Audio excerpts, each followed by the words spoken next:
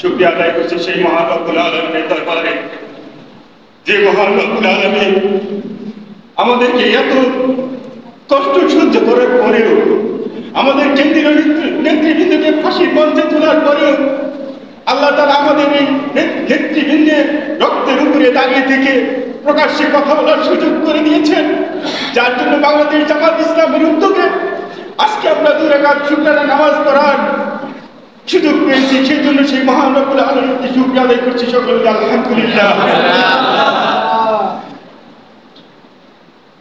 আল্লাহ তাআলার কাছে আমি আবারও শুকরিয়া আদায় করছি শুধু একটি কারণে, এদেশের সবচাইতে সুন্দর, সবচাইতে মেধাবী একজন সেনা কর্মকর্তা, যিনি শহীদ আমিরে জামাত অধ্যাপক গোলাম আজম সাহেবের ছেলে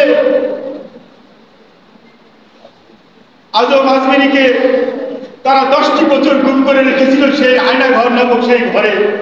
আলহামদুলিল্লাহ কিছুক্ষণ আগে তারা সেখান থেকে মুক্ত পেয়েছে।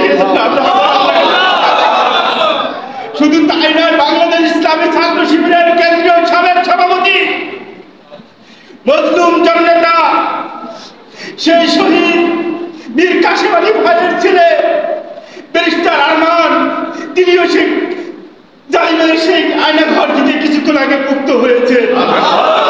আবারও আল্লাহ তাআলার কাছে শুকরিয়া আদায় করছি। আজকে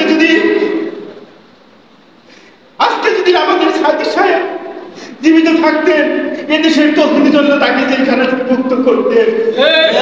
আমাদের নেতাকর্মীরা 18 বছর থেকে বাড়িতে ঘুমাইতে পারে না, আমরা সারা রাত আজকে ঘুমাই নাই, হিন্দুদের বাড়ি পাহারা দিয়েছি।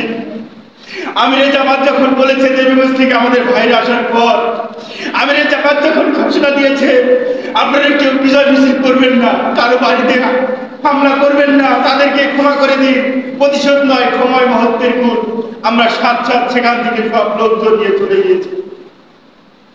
আমরা কারো বাসায় আক্রমণ করিনি, আপনার ভিডিও ফুটেজ দেখতে পারেন। আজকে যারা আওয়ামী লীগ করে, সমর্থন করে, বিভিন্নভাবে আমাদের হয়রানি করেছে, আমি আল্লাহর ঘর মসজিদ থেকে বলতে চাই আপনাদেরকে আমরা ক্ষমা করে দিলাম, কিন্তু আজকের পর থেকে যদি আপনারা বেদবি করেন, আপনার ডাক পাকা জবাব দেওয়া হবে। আপনাদেরকে ছেড়ে দেওয়া হবে না। অনেক সহ্য করেছি, আর সহ্য করবো না। আমাদের চোখের বাড়ি দেখেছেন, আমাদের ভালোবাসা দেখেছেন, আমরা যদি প্রতিশোধ দিতে চাই সেটা কতবার বিদ্রোহ হবে সেটা আপনারা জানেন না। আমিরে জামাত বলে দিয়েছে সাধারণ ক্ষমা করতে, আমরা সাধারণ ক্ষমা করে দিয়েছি।